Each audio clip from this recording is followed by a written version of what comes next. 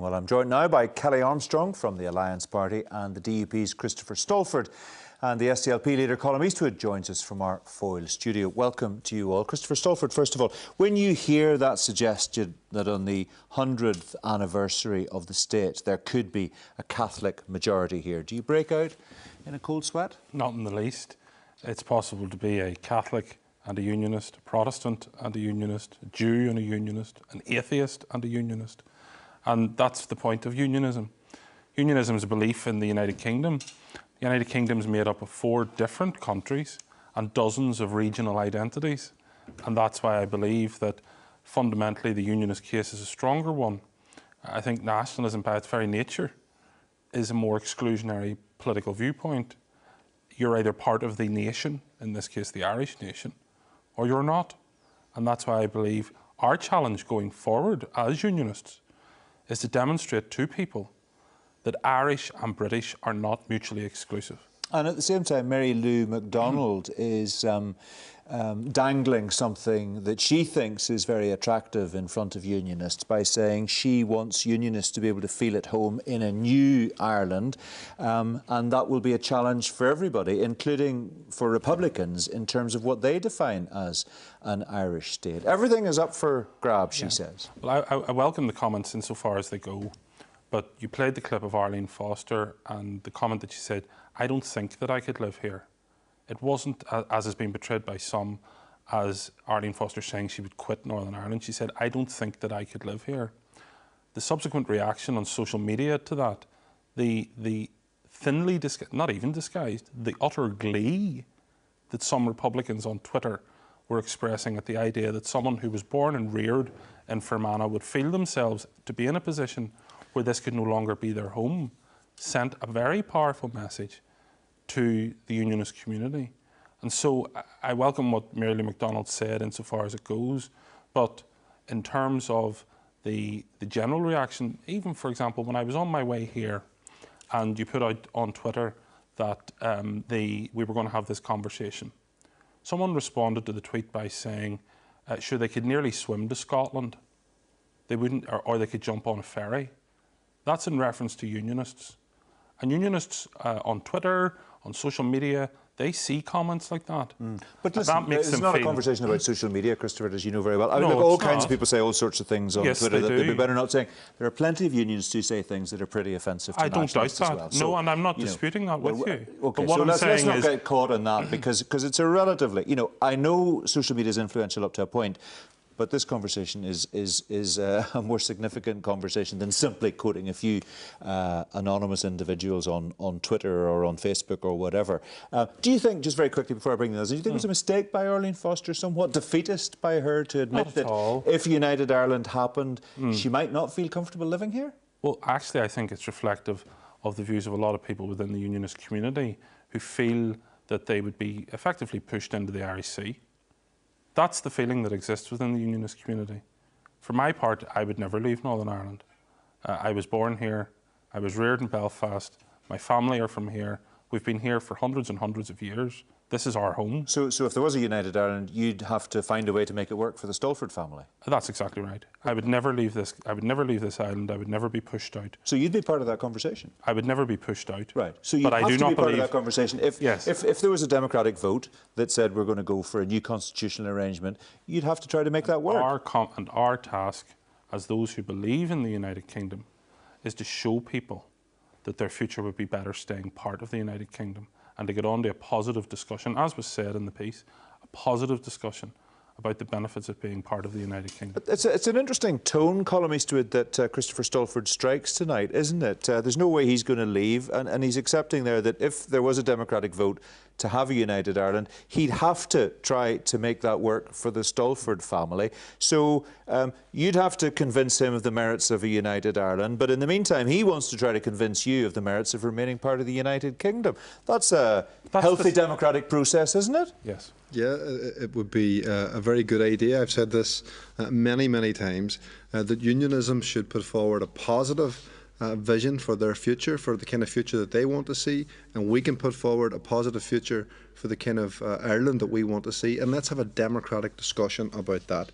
That's the kind of Ireland that I want to see, one where unionism feels comfortable. And I do think Christopher shouldn't pay much attention to what goes on in Twitter. I think it would turn your head if you spent much time listening to some of the idiots on Twitter. So what's your message, Colum Eastwood? I don't want to go down this road, but it's interesting that you raised the point. What's your message to those individuals that Christopher Stalford referred to there who are saying that good on the Unionists, they can swim to Scotland? I mean, that's not helpful. My message is they need to wise up, because if you want to build a new Ireland, if you want to convince people of that, then we have to engage positively in a way that recognises Christopher's Britishness, and we have to create institutions that recognise Christopher's Britishness.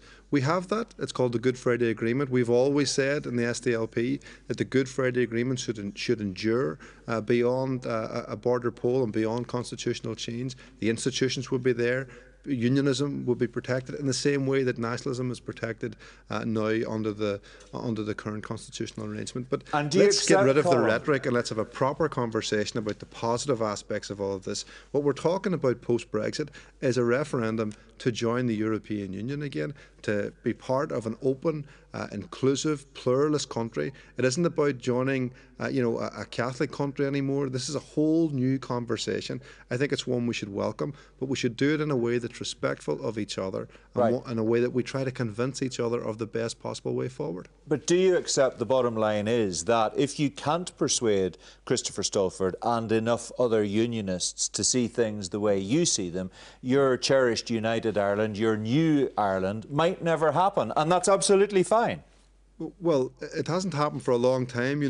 I've been a nationalist for a long time. My family have lived here, stayed here under British rule, and we're not going anywhere. And I would encourage unionism to think like that as well. I'm not sure I'll ever convince Christopher, but I do think we can convince enough people in time that this is a good idea, that we can join a very, very vibrant economy, an open, outward-looking society, one that can cherish everybody equally. I'm not interested in defeating anybody, and I'm not interested in raking up the past or dealing with old stories of oppression. What I want to do is build a country for all of us and for a new generation, and for those people who never thought that might be a positive thing, to say to them, look at the opportunity we now have after Brexit, the terrible economic disaster that Brexit could be. This is an opportunity to re-engage with the biggest market in the world and be part of an open society. I think that's a very attractive proposition, and one that and a conversation that we can have in a democratic, non-threatening way, where I say to Christopher that this is your home as much as it's mine, in the same way that I feel that this is my home now. OK, Kellie Armstrong, Dr. Paul Nolan referred there to three groups. He talked about Unionists, he talked about Nationalists, and he talked about other. I imagine that Alliance is probably other. But there are those, of course, who say that even though you've told me previous conversations, you're British, you're Irish and you're Northern Irish, do you think that the Alliance Party has, as some of its critics might suggest, become more green in recent years? You were small U Unionist, perhaps, whether you liked it or not in the past. Not so much these days. Well, we come from a broad church. I come from a nationalist background, so it doesn't matter who or what alliance is. The fact is what we believe in, and what we believe in is the Good Friday Agreement. We believe that where we are currently in this current situation is where we are, and that is settled, and we shouldn't be pushing forward for something that would be disruptive to Northern Ireland. But it isn't settled, is it? That's the point. Well, it is at the moment, until there would be a referendum, and the terms for that aren't currently in place. But you have to remember that me being an other, 46% of people in Northern Ireland have said in the Life and Times survey that they don't designate as Unionist or Nationalist. Our voice is one where we look at Northern Ireland at the moment, and it's not liberal, it's not socially progressive. We look elsewhere in the UK, they are, and in the South, they're getting that way. So we, as other, we would be looking at this situation and saying, OK, then there are other factors that we would need to discuss in this matter. Economics, the social factors, the financial factors. What is best for Northern Ireland? What we should be doing is try to break down the borders between communities here to try and get a working, normalised society here so that people can live together. It's very sad if somebody thinks that if there was a United Ireland, a change in a border, that people would have to move away. It would be much better if we worked out a shared society here where people felt more comfortable being together here, and then it wouldn't really particularly matter about a line on a map because people could live together. Brexit is the problem here. Brexit is bringing down potentially a hard Brexit would create more siege mentality for Unionists and also encourage more nationalists to drop out of what Northern Ireland currently is. Do you accept that Brexit is a game changer as far as this discussion is concerned, Christopher Stalford? It has moved the goalposts as far as an awful lot of nationalists in Northern Ireland are concerned. What they signed up to in 1998 isn't really what's on the table after next March. I have respect for Colum Eastwood and for Kellie Armstrong, two people who were passionately pro-European and fought the fight in terms of the European referendum. I myself, strong Brexiteer, have always believed in Brexit, was in favour of leaving the European Union. What I don't have respect for is people who were nowhere to be seen during that referendum, making the case for staying in Europe, and subsequent to the outcome of that referendum, have used it as a means to try and destabilise society here. I think that is wrong. In what way have they tried to destabilise society here? Well, I'm talking about Sinn Féin, for example, with, told me not to mention social media, but with an online campaign urging the Irish government... I didn't say don't mention it, I'm just saying let's not get caught discussing that in great detail. Use the veto to block the Brexit talks. Use the veto against Britain. And you have Sinn Féin agitating around issues around Brexit. And I believe firmly the myth that we have seen where you have performing theatre, street theatre troops pretending, setting up fake checkpoints at borders, is designed to frighten and scare people, particularly people living at the borders. I do not believe that there will be anything approaching the sort of Brexit that has been described by some people. And if I thought it would look like that, then I wouldn't have supported it. Okay, but I don't think that it will. Let's not rewrite history. Sinn Féin clearly campaigned to remain in the EU. No, they didn't. They didn't register as a Remain party during the EU referendum, and the turnout in West Belfast was the lowest in the entirety of the United Kingdom. Such was Sinn Féin's commitment to fighting the cause for Europe, which they now claim to herald. They never showed up for the referendum.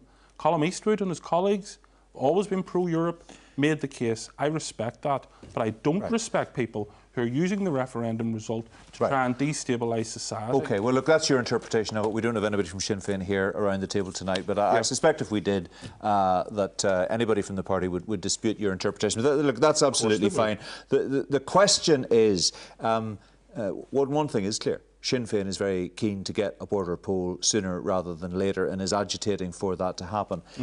If that happened, would you be pretty relaxed about it? Would you take part in that campaign and endeavour to persuade people and, win or lose, accept the result? Well, I'm a Democrat. I would have to accept the result. I wish others had adopted the same view in terms of the EU referendum.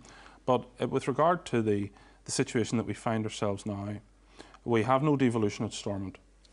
We have the issue of Brexit to deal with. I believe that in that instability, Sinn Féin see an opportunity to almost try to trundle people into United Ireland. And almost this scorched earth policy that's been adopted. We are now 18 months without a government here to deal with the issues around Brexit. And there's part of me that actually thinks that Sinn Féin secretly want a hard Brexit so that they could use it as an issue to try and pursue an altogether different agenda relating to Irish unity. Well, I'm sure Sinn Féin would take a different view, but it's interesting to hear your perspective. No, it's worth making the point that I suspect Sinn Féin wouldn't accept that. Colum Eastwood, Sinn Féin's very clear. Party wants a border poll sooner rather than later. You're not sure that's necessarily the best strategy, is that right? Well, I think those of us who believe in United Ireland have to not make the mistake of thinking that it's inevitable. Yes, the conversation has changed. Yes, I think it's much more likely. We're in a different place now than we were. And as much as some people don't want to talk about this, this is now a very live conversation. But in my view, nationalists have to make the case. I don't think we've made the case yet. That's why I've called for the You make the case during a border poll, would you not? A campaign for a border poll. That's exactly what you do. Well, of course I'm in favour of a border poll. That's why the SDLP wrote it in to the Good Friday Agreement. But what I'm saying is this: I've called for the New Ireland Forum to be reconvened, so all of that work can be done. I would love Unionism to come to it, have that conversation with us, and I think Unionism needs to think differently about this conversation. I note the number of times Christopher mentioned Sinn Féin. Well, there are a whole lot more people on this island who believe in a United Ireland than Sinn Féin, who weren't involved in some of the awfulness of the past, who want to create a positive future together with everybody in this island, with Unionism having a very, very important part to play in all of that. So this isn't about Sinn Féin versus Unionism. This is about all of us being involved in a conversation that I think can be very, very positive and constructive in the absence of violence in a democratic way. And let's get round the table. And as I said before, Christopher can try to convince me and I'll try to convince him, but there's an opportunity here to have that conversation now in a way that wasn't there before. Helpful or not helpful, Kellie Armstrong, to have a border poll at the moment? Absolutely not helpful whatsoever. Because wouldn't clear the air. Wouldn't clear the air at all, because what's the question? What is the question? Is it Northern Ireland is being usurped into a Republic of Ireland, or is it a different thing? You know, what is happening? What would be the question? Well, presumably that would be part of the conversation to determine the question, but if you don't prepare people for a referendum, what do? You get Brexit. So the best thing we would be doing is to have that public conversation to identify what that is. You know, what is the question that we would be asking people? Is it Northern Ireland's gone as an entity? Northern Ireland will remain as Northern Ireland. The people of Northern Ireland have respected identities and cultures. Would it be we're usurped and you have no identity? These are things that we need to take the misnomers out of it and understand what that question would be.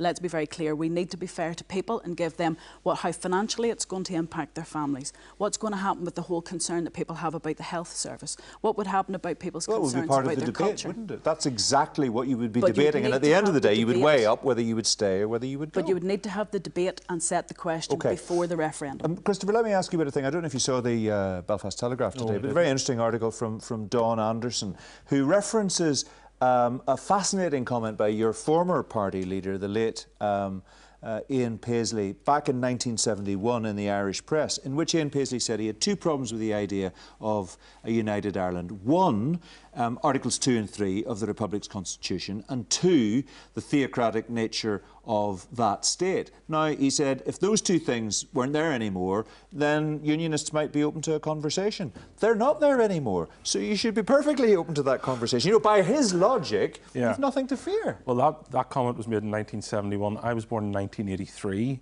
so, you know, I think, truthfully, I genuinely believe, I agree with Colum about the idea of a positive conversation about the future. I happen to believe that the aegis under which the most positive future can be delivered for all of our people, whether they feel themselves to be Irish or British, and identity is important in this conversation. We need to show that you can be British and Irish at the same time. And do you feel British and Irish at the same time? I don't. I'll be honest, I don't. I feel myself to be British. But I have to... No element of Irishness whatsoever? Not particularly, no. I feel myself to be British. But do you accept there are other Unionists who feel very Irish? Of course there are. As Irish as they feel British? Yes, and that was the point that I was making at the start of the conversation. It is possible to have a multifaceted identity. It is possible to be a Unionist who feels themselves to be Irish. Edward Carson was a Dub who was more Irish than some of the uber-nationalists. One of the things that he did in 1921 was warn fellow Unionists that they needed to be sure to accommodate Catholics in the new Northern Ireland. Now, is it not necessarily the case, just very quickly on this one, that you need to persuade Catholics stroke nationalists in Northern Ireland to feel comfortable in Northern Ireland as part of the UK, and maybe you need to take a softer line on things like an Irish Language Act to help them do that in your own long-term interests? Well, the DUP offered to produce a cultural act that would embrace Irish, Ulster Scots and all the other, and there are other people here now who are neither Irish nor British in their identity, and I don't just mean Northern Irish, I mean new people that have come here and made their homes in Northern Ireland. We offered to produce legislation within a time-limited period. Arlene Foster made that offer last year. It took 15 minutes for Michelle O'Neill to reject that offer. OK, just a quick final thought from you, Colum Eastwood. Christopher Stalford's been very open, and it's very interesting to hear him talk about his sense of Britishness and the absence of any sense of Irishness. Do you, as an Irish nationalist living in Northern Ireland, feel any great sense of Britishness at all? Are you persuadable on that front? No, I don't, but I think my Irishness is one that can embrace all sorts of identity, including Christopher's. But I would say this to other nationalists. I think the idea that we rely upon a census, that we rely upon demographics, is a huge, huge mistake. We have an enormous job of work to do to convince people, to make people feel comfortable, and we should get about that business instead of sitting back and waiting and hopefully we'll all just fall into United Ireland. The kind of Ireland that I want to see is one where unionism and people from a Protestant background traditionally can feel very, very comfortable, can embrace it and enjoy it, and I think that's one that will be worth having. OK, really interesting conversation, folks. Thanks very much. I wish we had another half hour. I think we could fill it very, very easily. Alison, let's talk about the main part of our programme this evening, the debate about the possibility of a united Ireland. Really interesting conversation there between the three politicians, I think, anyway. Is the debate about a united Ireland now firmly on the agenda? It's interesting because you're starting by saying, is the debate about a united Ireland? But when you listen to those clips and you listen to Michelle O'Neill speaking, and even when Colum Eastwood was answering the questions, he never mentioned United Ireland. They all keep talking about a new Ireland. So you can see that as nationalists are now trying to start this very slow journey of persuading unionists to the benefits of joining a united Ireland. They're not using that nation once again type language, you know, that romantic language of a united Ireland. They're talking about a new Ireland, and you can see this is part of the journey. The Good Friday Agreement for nationalists was always an unfinished business. It was always part of a journey.